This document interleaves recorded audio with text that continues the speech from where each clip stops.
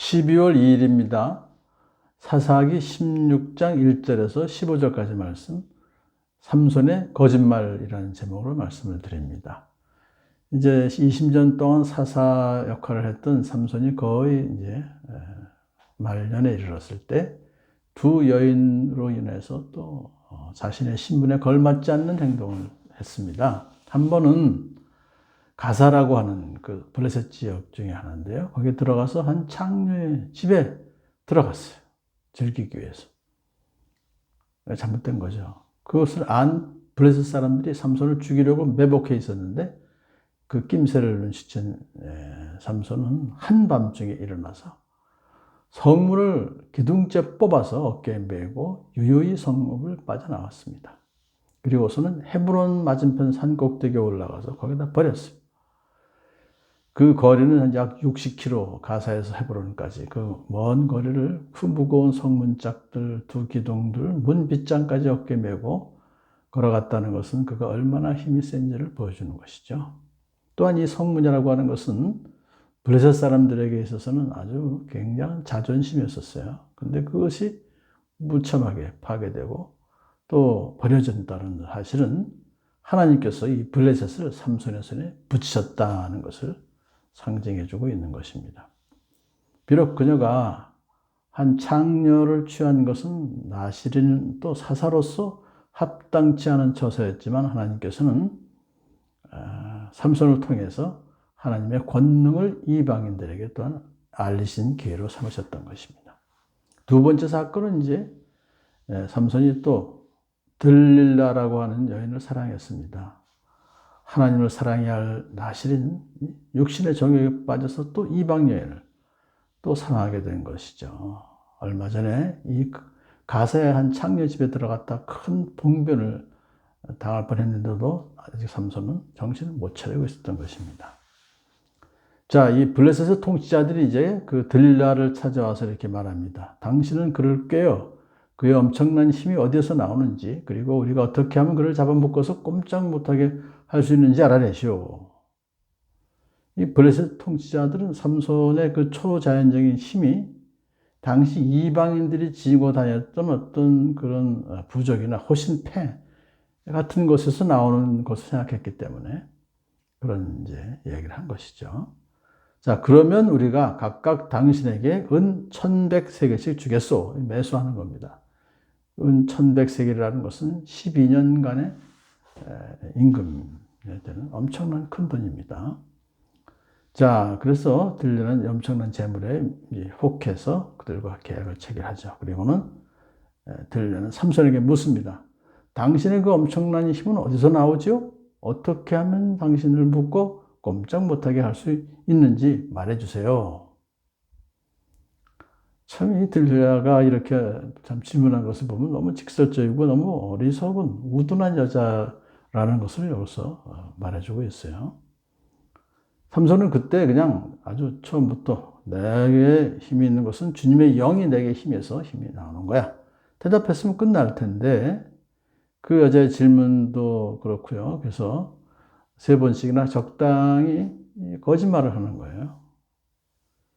자, 첫 번째 거짓말은 마르지 않은 푸른 칡 7개로 나를 묶으면 내가 보통 사람처럼 되지. 힘이 빠져. 이렇게 또 대답을 했을 때 그대로 했더니 아니에요. 두 번째는 한 번도 쓰지 않은 새 밧줄로 나를 꼭 묶으면 내가 힘이 빠져서 보통 사람처럼 되지. 또 그렇게 했어요. 이번에는 실패합니다. 세 번째는 내 머리칼 7가닥을 배틀 날실에 섞어서 짜면 되지. 역시 또 그렇게 해봤지만 또 실패했습니다. 자, 번번이 실패할 때마다 들릴라는 이렇게 삼손에게 첫 번째 실패했으니요. 이거 봐요. 당신은 나를 놀렸어요. 거짓말까지 했어요. 무엇으로 당신을 묶어야 꼼짝 못하는지 말해주세요. 라고 몰아세웠습니다. 두 번째, 당신이 여전히 나를 놀리고 있어요. 여태까지 당신은 나에게 거짓말만 했어요. 무엇으로 당신을 묶어야 꼼짝 못하는지 말해주세요. 또 두 번째 이렇게 그것도 실패하자 세 번째, 당신은 마음을 내게 털어놓지 않으면서 어떻게 나를 사랑한다고 말할 수 있어요? 자, 이렇게 3번씩이나 나를 놀렸고 그 엄청난 힘이 어디서 나오는지 나에게 아직 말해주지 않았어요. 자, 처음부터 삼손은 그녀의 질문 자체를 원천 봉쇄했었어야 합니다. 그는 그녀의 음모를 알고도 육적인 욕망에 빠져서 여전히 그녀를 가까이 하고 있었어요. 이처럼 죄의 유혹은 눈을 멀게 하고 현명한 판단력을 흐리게 만드는 것입니다. 이 들릴라는 실패할 때마다 삼손에게 나에게 진실을 말해주지 않는다고 몰아세웠어요. 거짓말 했다고 그것을 억압했어요, 삼손을. 이제는 삼손의 거짓말이 들릴라의 공격무기가 되면서 삼손은 그녀에게 진실을 말해야 하는 부담을 점점 더 갖게 된 것입니다. 삼손이 그녀를 육적인 사랑으로 사랑하고 있었기 때문에 그녀가 자기를 거짓말쟁이로 보는 것은 견디기 힘든 일이었을 것입니다. 자, 이 사랑하고 있었다는 것을 거꾸로 들릴라가 이제 이용합니다. 3번째 실패로 돌아갔을 때 이렇게 말했죠. 당신은 마음을 내게 털어놓지도 않으면서 어떻게 나를 사랑한다고 말할 수 있습니까? 사랑한다면, 진짜 나를 사랑한다면 그 사랑을 내가 원하는 것을 나에게 말해줌으로써 증명해 보이라고 그렇게 종주목을 댄 것이죠. 눈물과 사랑에 호소하는 들릴라의 집요한 요구로 말미암아서 삼손은 깊은 고뇌에 빠지고 말았습니다. 오늘 본문은 우리에게 삼손의 인간적인 약점들과 그로 말미암은 곤경 수치들을 적나라하게 이렇게 보여주었습니다. 그를 신앙의 용사라고 부르기에는 무색할 정도였었죠. 이렇게 특정한 인물을 신격하지 않고 사실 그대로 드러내는 것이 성경의 특징이라고 말할 수 있습니다.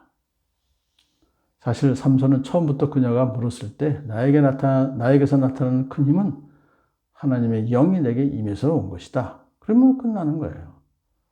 그런데 그 여러 가지 3번씩이나 거짓말하면서 자기에게서 그 힘이 나오는 것처럼 자랑 섞인 얘기를 했기 때문에 이런 곤욕을 치르게 된 것이고, 내일 본문에서 결국은 삼손은 블레셋 사람들에게 붙잡혀서 엄청난 고통을 당하게 되는 것입니다. 오늘도 3번씩이나 거짓말했던 삼손이 결국은 당한 그 고통을 우리가 생각하면서 거짓말하지 않는 그런 삶을 살도록 우리도 마음에 다짐을 해야 될 것입니다.